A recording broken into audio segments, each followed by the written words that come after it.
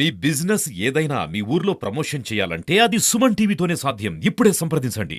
ఈ రోజు ప్రజలు బ్రహ్మాండమైన తీర్పు ఇవ్వడం జరిగింది.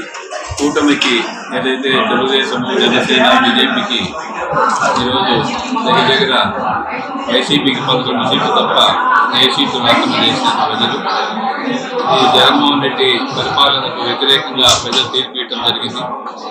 ఈరోజు ఆయన ఏదైతే చెప్పాడో బట్టను నొక్కుతా ఉన్నాము, ప్రజలకు సంక్షేమ పథకాలు చేస్తున్నాము, అది కూడా తప్పని చెప్పి రుజువైంది. కాబట్టి జగన్మోహన్ రెడ్డి గుర్తుపెట్టుకోవాల్సింది, ప్రజల్లో ట్యాక్స్ కట్టిన డబ్బు ప్రజలకు ఇచ్చి ఆయన ఏదో తండ్రిగా సంపాదించిన డబ్బు ఏదో ఇస్తా ఉంటే బిల్డప్ ఇచ్చిన దానివల్ల ప్రజలను అవమానం చేసిన దానివల్ల ఎంతసేపు నేనేదో మీకు డబ్బులు ఇస్తా ఉన్నా, బట్టను నొక్కుతా అని చెప్పిన దానివల్ల ప్రజలు అతనికి బుద్ధి చెప్పడం జరిగింది. ముఖ్యమంత్రి గారికి, ఏ ముఖ్యమంత్రి అయినా కూడా ప్రజల్లో కస్టోడియన్ అంతే, ప్రజల డబ్బే ప్రజలకు ఇచ్చేదంతే కార్యక్రమం. ఈయన ఏ విధంగా చెప్పాడంటే ఏదో భిక్ష వేస్తా ఉన్నట్టు ప్రజలకు, ఏదో వాళ్ళు మేము వేసే భిక్షానికి ఓటు వేస్తారు అనే భావనలో ఉన్నాడు ముఖ్యమంత్రి గారు. ఈరోజు అతనికి బుద్ధి చెప్పడం జరిగింది ప్రజలంతా, ఆంధ్ర రాష్ట్ర ప్రజలు.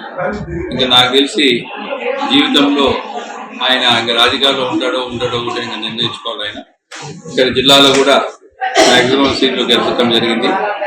కాబట్టి ఖచ్చితంగా ఆంధ్ర రాష్ట్ర ప్రజలకు, చిత్తూరు జిల్లా ప్రజలకు, అన్నమయ్య జిల్లా ప్రజలకు అందరికీ పేరు కృతజ్ఞతలు చెప్పుకుంటూ సెలవు తీసుకుంటాం.